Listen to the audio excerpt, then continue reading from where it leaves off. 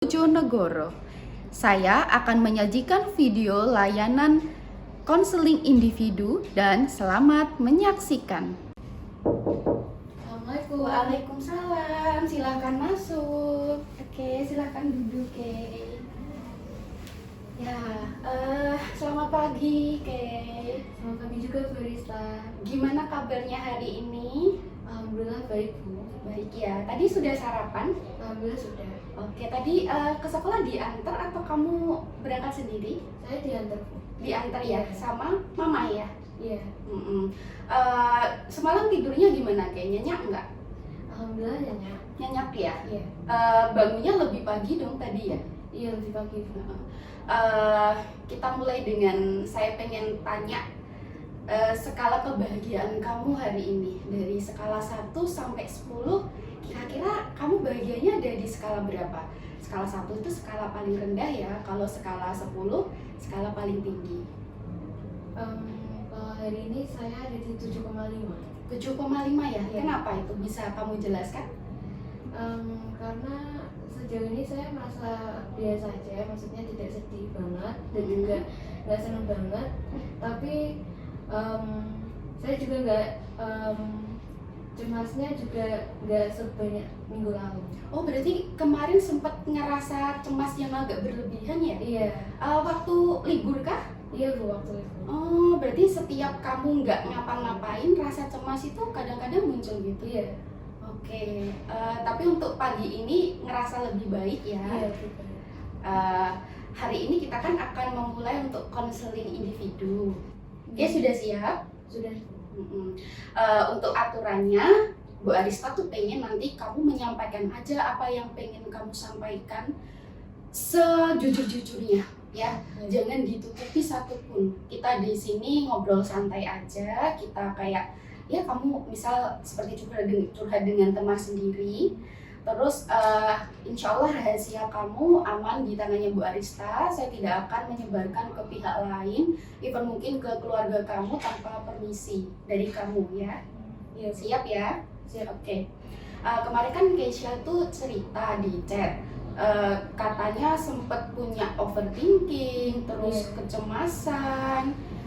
Itu berlangsung sejak kapan kira-kira? Kalau akhir-akhir ini tuh hampir setiap saya punya waktu luang. Hampir setiap kamu punya waktu luang. Iya, Itu kayak tiba-tiba muncul gitu ya? iya. Padahal nggak ada sebabnya ya? Atau ada pemicunya gitu? Kadang nggak ada Bu. Kadang nggak ada, tiba-tiba kayak kamu ngerasa cemas gitu? Iya, cuma sama mungkin emosi marah saya itu lebih sering gitu. Marahnya lebih sering. Iya, Kayak pengen bentak gitu atau gimana bentuk marahnya? iya kurang lebih kayak gitu. Biasanya yang jadi sasaran amarah kamu siapa, Ke? Kalau sasaran amarah itu Bu, Pak D. Pak D? Iya, Oh, kamu sering curhatnya sama Pak D berarti? enggak, bukan Bu. Jadi gimana? Waktu itu kayak ada pekerjaan rumah gitu yang seharusnya itu Pak D yang ngurus gitu Bu. Nah tapi pada waktu itu belum dilakuin gitu, akhirnya saya bantu naruh gitu biar lebih cepat selesai. Waktu itu karena itu Bu, setrikaan gitu yang mau disetrika Oh. gitu. Terus waktu itu sempat saya mau jatuh dari tangga gara-gara keberatan gitu Bu. Terus akhirnya karena itu ada Pak D, saya bilang ini loh Pak D cuciannya gitu. Itu saya sambil maksudnya nadanya kurang enak gitu. Nadanya Bukan yang marah gitu tapi Agak naik kesel, gitu iya, ya? kesel. Naik 1 oktav gitu ya misalnya ya? Iya kayak Oke. Itu kejadiannya kapan, Ke? Baru-baru ini atau sudah agak lama? kemarin. Kemarin ya? Pas lagi libur. Berarti Pak D sekarang di rumah sama kamu, maksudnya satu rumah gitu? Iya. Oh, Sama- itu yang Pak D yang ngajar di Jatirogo itu kah? Atau yang bukan ya yang dari mama yang ikut kan nenek saya sama gabung saya itu yang dari Surabaya ke rumah. Oh iya. Jadi sekalian. Soalnya kan yang kemarin kamu sempat cerita ada family juga yang di Jatirogo, Iya. terus ada yang masih di Surabaya. Itu berarti yang dari Surabaya berkunjung ke Bojonegoro gitu ya? Iya. tinggal di situ. Oh, tinggal di situ Iya. juga. Oh, berarti satu rumah tuh ada siapa aja deh? Kamu, mama, Iya, terus adik, adik, Bauti, Mbakku. Bauti, Mbahkum sama Pak D itu. Iya. Pak D kerja juga di Bojonegoro berarti? Enggak, Oh, enggak. enggak. Oke. Itu apakah berpengaruh dengan minat kamu ke studi lanjut? Oh, enggak. Untuk rasa kecemasan itu? Kalau yang itu enggak sih Bu. Maksudnya ya kalau cemas tentang studi lanjut pernah, tapi enggak di waktu itu. Enggak di waktu itu. Oh, berarti beda kasus lagi ya. Tapi kalau untuk studi lanjut, kamu juga pernah mengalami kecemasan gitu mungkin? Iya, pernah khawatir. Overthinking gitu Overthinking, ya. iya. Misal kayak lolos nggak ya nanti Iya. gitu. Bener. Sering nggak mikir kayak gitu? Akhirnya ini lumayan. Lumayan ya, apalagi mau mendekati TKA ya. Iya, benar. Yang muncul di kepala kamu itu kalimat-kalimat seperti apa kira-kira? Kalau tentang TKA jurusan tuh saya mikirnya bisa nggak ya di jurusan ini, jurusan impian saya. Terus mungkin kalau misalnya SNBP maksudnya nggak bisa, mungkin SNBT. Nah mungkin SNBT itu juga saya overthinking, bisa nggak ya saya ngerjain gitu. Oh gitu. Iya. Tapi usaha kamu sejauh ini tuh apa nih buat mewujudkan impian kamu? Kalau selama ini saya selain di sekolah ngerjain tugas itu juga les, saya les juga. Terus saya juga ada buku TKA gitu. Biasanya kalau saya ada waktu luang saya ngerjain TKA itu. Oh, kalau ada waktu luang kamu ngerjain TKA? Iya. So far kamu ngerasa bisa nggak memahami kumpulan soal-soal TKA-nya itu? Lumayan Bu. Jadi ada setengah yang belum paham, ada setengah yang belum paham. Yang belum paham tuh kira-kira yang mapel apa? Yang belum paham itu mungkin di berhitung. Berhitung ya? Iya. Berarti lebih ke matematika atau Iya. kimia mungkin? Kimia sama matematika. Kimia sama matematika. Besok kamu rencana pengen ambil apa sih Kay untuk TKA-nya, mapelnya? Saya mau kedokteran gigi. Kedokteran gigi ya? Berarti ambilnya harus kimia sama biologi. Iya. Iya, ambil dua itu berarti. Kamu ambil kedokteran gigi itu apakah sudah punya opsi lain? Misal nanti jurusan yang kamu inginkan itu ternyata belum berhasil kamu raih gitu. Ada Bu, plannya itu yang kedua ada kedokteran hewan. Terus kalau yang ketiga itu gizi. Gizi.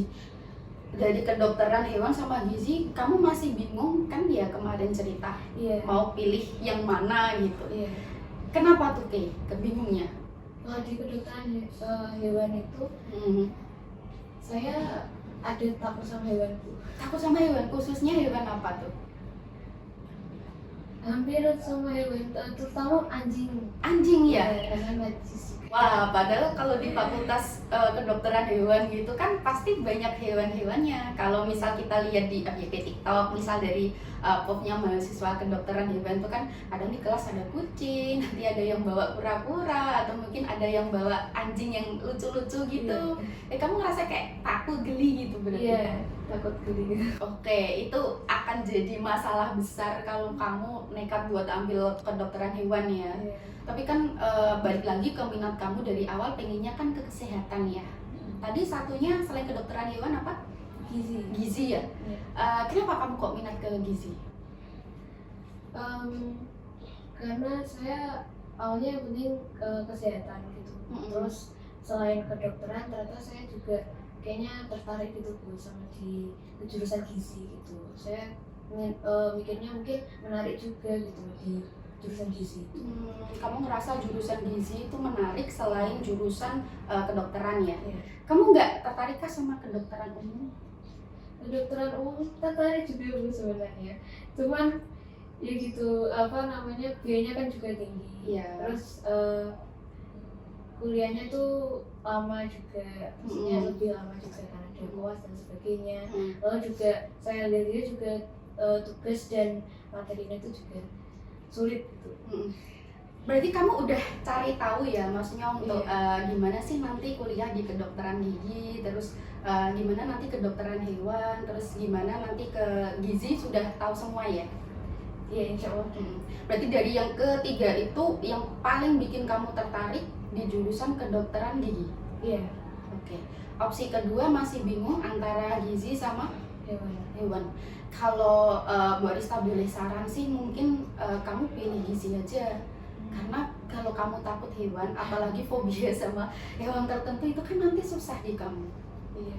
Iya kan? Iya. Daripada nanti misal kamu takut untuk pegang kucing misalnya, aduh gimana nih saya harus periksa kucing padahal posisi saya lagi takut juga pegang kucing.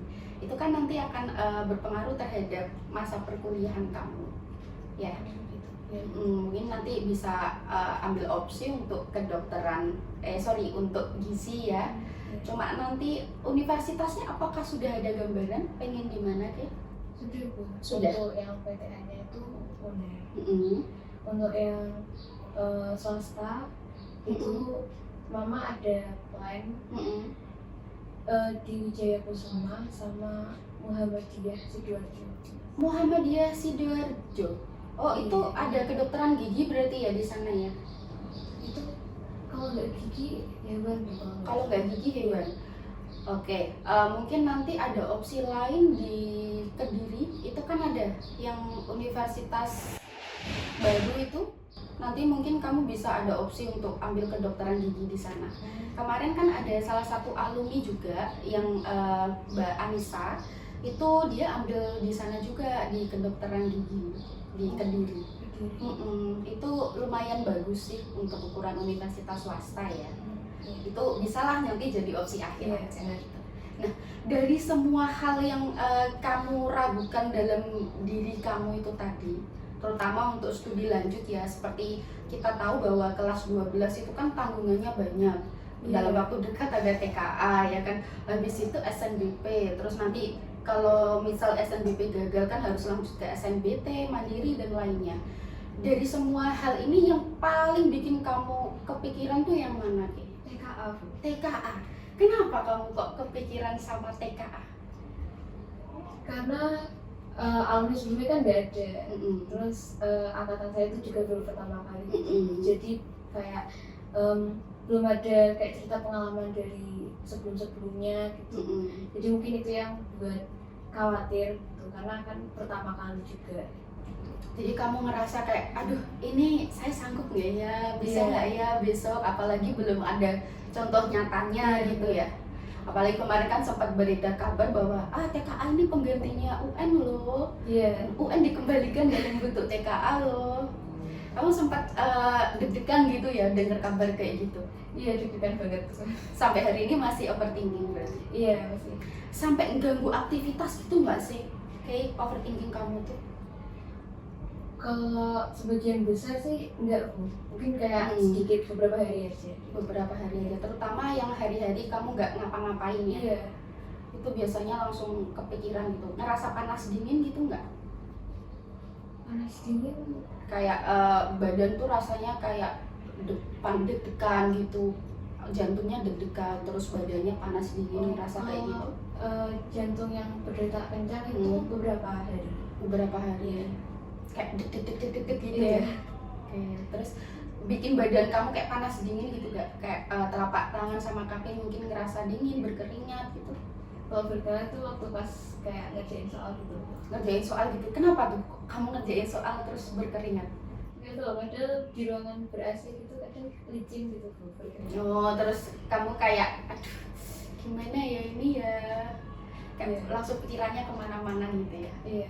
Oke, itu ganggu nggak misal kayak aktivitas kamu kan aktivitasnya banyak ya, termasuk Iya. saya juga memperhatikan kamu sering ikut lomba, terus juga kamu ikut les juga kan ya Iya.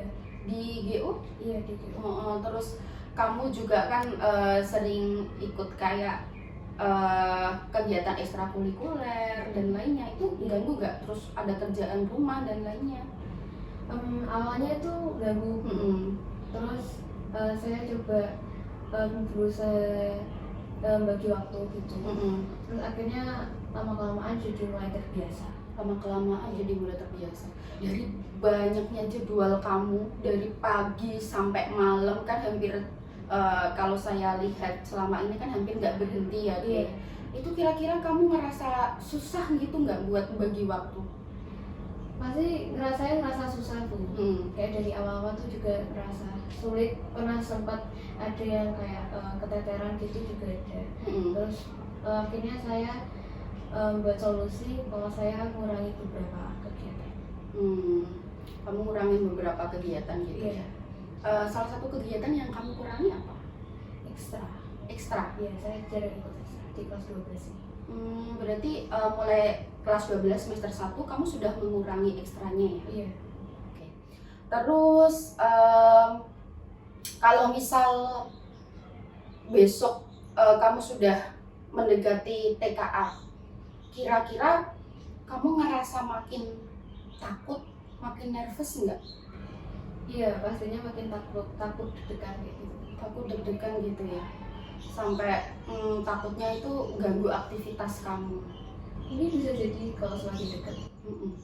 Belakangan ini intensitas kamu kayak overthinking, mungkin marah dan lainnya tuh semakin meningkat nggak kira-kira? Yang kamu rasakan gitu? Kalau di bulan ini, iya. Di bulan ini ya? Oke.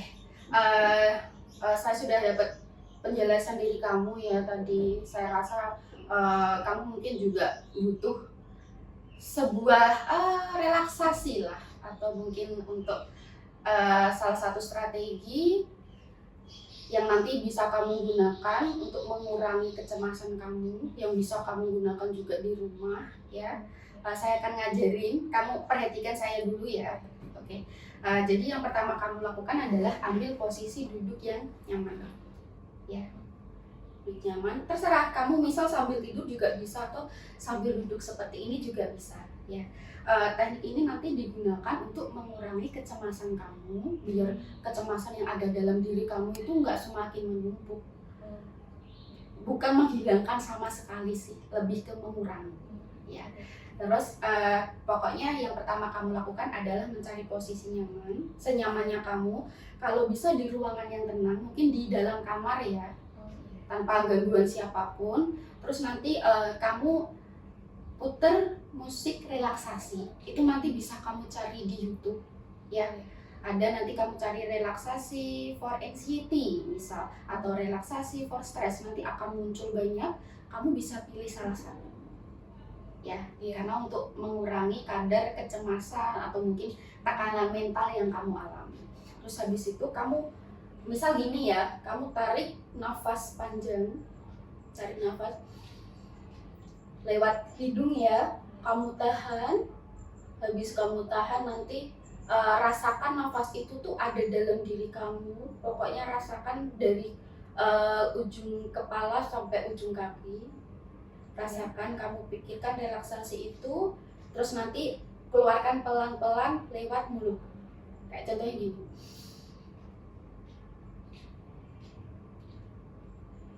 Lakukan sampai kamu dapat ketenangan ya, sambil kamu dengerin musik. Terus habis kamu tarik nafas dan mengeluarkan nafas, kalau sudah tenang kamu pikirkan hal-hal positif. Kayak misal, aku besok jadi mahasiswa kedokteran.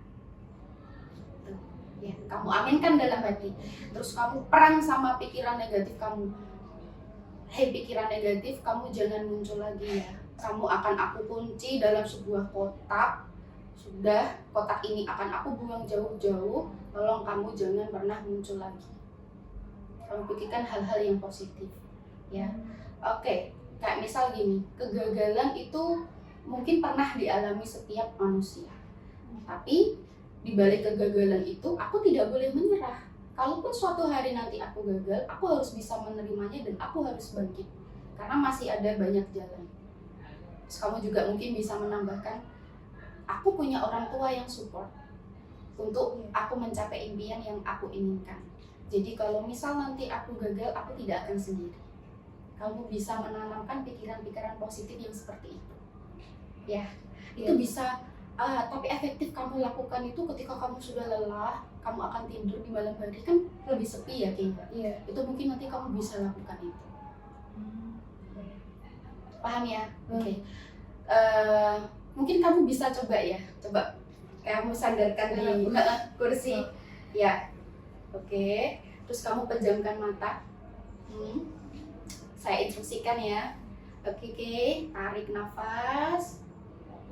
Tahan, rasakan nafas itu ada dalam tubuh kamu. Keluarkan lewat mulut pelan-pelan.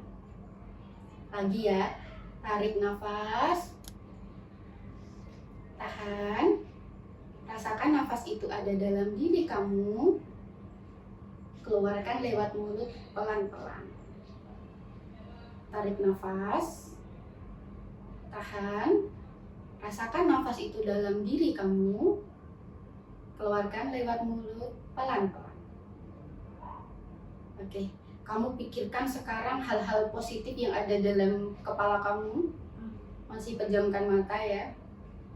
Kamu nikmati pikiran-pikiran positif itu sampai kamu mendapatkan sebuah keyakinan bahwa oke, aku akan tetap menjaga semangatku dan membuang semua pikiran negatifku sehingga aku bisa fight dengan maksimal untuk sukses TKA dan sukses studi lanjut. Oke, sudah? Ya. Oke, tarik nafas lagi. Rasakan nafas itu ada dalam diri kamu. Keluarkan pelan-pelan. Tarik nafas lagi. Rasakan nafas itu ada dalam diri kamu. Keluarkan pelan-pelan. Sekali lagi, tarik nafas. Rasakan nafas itu ada dalam diri kamu. Keluarkan pelan-pelan.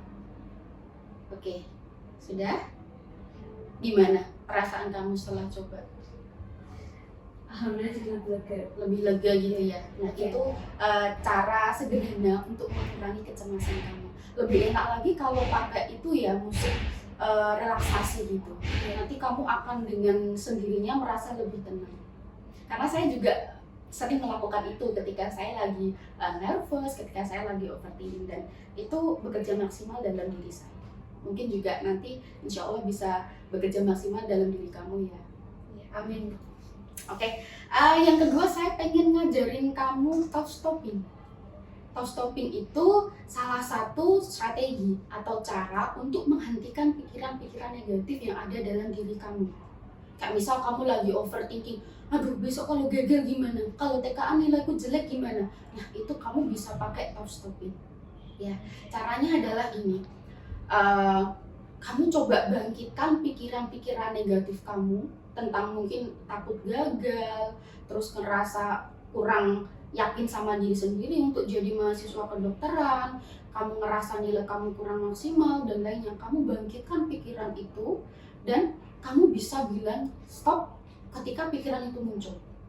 Coba kamu ngomong ya, kamu ngomong, utarakan pikiran negatif kamu. Saya akan instruksikan nanti. Ketika saya tepuk tangan berarti kamu harus stop. Ya, coba bilang aja, nggak apa-apa. Seperti takut gagal. Bilang aja hal-hal negatif yang pernah kamu pikirkan atau mungkin sedang kamu pikirkan sekarang. Saya takut gagal. Oke, lagi. Saya takut gagal SNMPTN. Oke. Lagi. Oh. Takut juga gagal SNMPTN. Oke, stop. Oke. Nah, tuh. Kalau kamu sendirian, ini kan kalau ada instruksi ya. Kalau kamu sendirian, kamu bisa mempraktekannya seperti ini. Misal, saya takut gagal SNMPTN. Kamu bilang aja stop. Gitu. Dalam lisan maupun di dalam hati. Kalau di rumah, kamu secara lisan nggak apa-apa. Tapi mungkin kalau di sekolah kan kamu malu tuh kalau ngomong stop. Aduh, nanti teman-teman gimana dong ya? Kok Keisha stop mulu gitu ya? Kamu bisa bilang stopnya dalam hati. Stop. Oke, coba kamu praktekkan. Kamu utarakan pikiran negatif kamu, terus kamu bilang stop. Saya takut nilai jelek TKA. Stop. Lagi. Saya takut gagal SNMPTN. Stop. Oke. Gitu ya? Iya. Paham ya? Itu bisa menghentikan atau mengurangi pikiran-pikiran negatif. Kalau yang relaksasi tadi kan mengurangi kecemasan. Iya. Kalau yang ini nanti, yang thought stopping itu mengurangi pikiran-pikiran negatif yang tiba-tiba itu random aja gitu muncul di kepala. Kan biasanya sering ya. Iya. Apalagi tadi kamu ceritakan saat kamu ngerasa overthinking dan lainnya. Iya. Apalagi pada saat sendirian ya, Iya. itu bisa digunakan. Oke. Bisa ya? Iya, bisa. Oke. Tadi sudah kita mengurangi kecemasan, terus sudah mengurangi pikiran-pikiran negatif. Nah, PR kamu sekarang nanti di rumah adalah kamu harus membuat skala prioritas. Hal-hal yang harus kamu dahulukan. Kalau dalam waktu dekat itu kan TKA. Iya. Ya kan? Berarti nanti kamu harus menempatkan TKA di skala prioritas yang paling atas. Oke.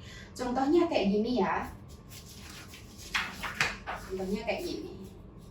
Skala prioritas.